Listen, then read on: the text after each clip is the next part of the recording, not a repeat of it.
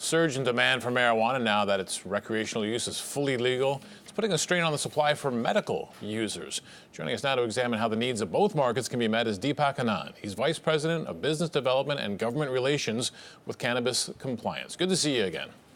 Good to have me. Thank you. So let's start there. I think there were some concerns before we hit the full recreational legal date last month in Canada that what is going to happen in terms of the medical supply of the people who need it for medical conditions. Were we now that we're actually seeing that strain, is this a ball that got dropped somewhere along the way? Well, I mean, clearly what's happening is, we saw very early on a number of licensed producers committing to medical patient supply, and what we're seeing today is them not able to meet that demand. I mean, certainly a big part of that is because they have these obligations to fulfill orders by provincial governments on the non-medical side, and we're certainly seeing that in the case of a couple of licensed producers where they've completely run out of stock or only have maybe one or two strains available for medical patients.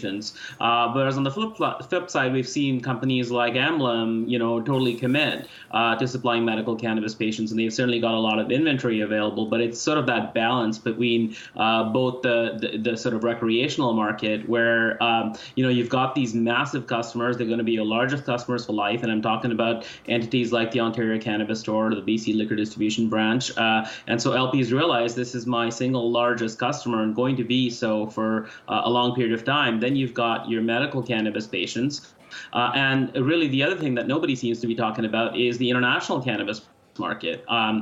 Germany has long been sort of a purchaser of cannabis. They're paying a significant premium to a lot of LPs for their product. But the UK just opened up a couple of weeks ago, and that market is very much sort of demanding Canadian products. And we're seeing a number of international markets opening up. And so, we're seeing sort of demand be directed in that direction as well. Now, when we talk about the medical user, some people will suggest, well, it's marijuana, isn't it? Couldn't they just buy the recreational stuff and sort of meet their needs that way? Or is it a bit tougher than that? Well, it is a little bit more difficult than that. I mean, a lot of medical cannabis patients, are not comfortable going to a recreational store. In many provinces, there are no stores available. If you look at Ontario, specifically, there's no stores available. In BC, there's two stores where, and they're certainly outside of Vancouver. So it is impossible from an access perspective. And on the flip side, a lot of patients are comfortable ordering through the licensed producer. They're happy to get it through the mail.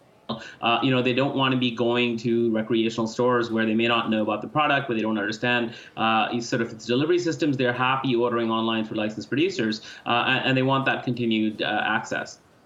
Now, when it comes to Health Canada, apparently they are recognizing, yes, there's been some shortages, not only geographic, but among certain products as well. But they felt in the long term, all of this is going to sort itself out and that we will be able to meet that demand.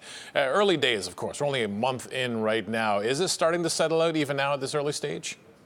It certainly is, Greg. In fact, what Health Canada did last week, and it hasn't been reported much either, is they granted a lot of people that had cultivation licenses under the old program called the ACMPR that weren't allowed to sell either to medical patients or to other sort of licensed producers or to the provinces. What they've done last week is under the Cannabis Act, they are either standard cultivators and or standard processors. And what that allows them to do is allows them to sell B2B, which is they're allowed to sell to other licensed producers that may have sale licenses that could then sell that product over to provincial governments or to patients. So this move alone is going to help sort of ease some of that burden to a great extent. And I know that Health Canada's got a number of other things coming out soon that will help address this issue. But we're certainly seeing Health Canada move. They've got a lot of things lined up, and we're starting to see the first of those sort of actions by Health Canada that sort of mirror the Cannabis Act in terms of licensing. And so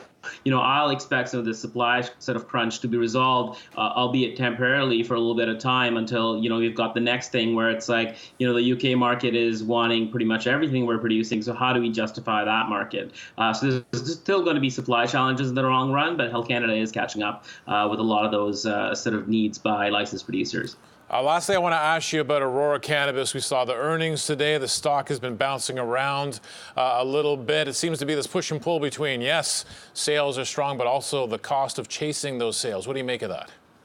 Yeah, absolutely. I mean, Aurora's got quite a few things going for them. They apparently they were 30% of the total market being supplied by the Ontario Cannabis Store. They've got 8 facilities currently that are licensed for production, and they hold 6 sale licenses. That's quite significant in the grand scheme of things. If you look at the number of companies out there with sale licenses, they aren't that many out there. And Aurora is the only company that currently has a vape ready CBD oil. That they can sell. So I mean, all of these things seem to be going quite well for Aurora. It seems they are focused, and clearly, I think the market, in terms of the consumer market, is certainly liking some of their products and their moves.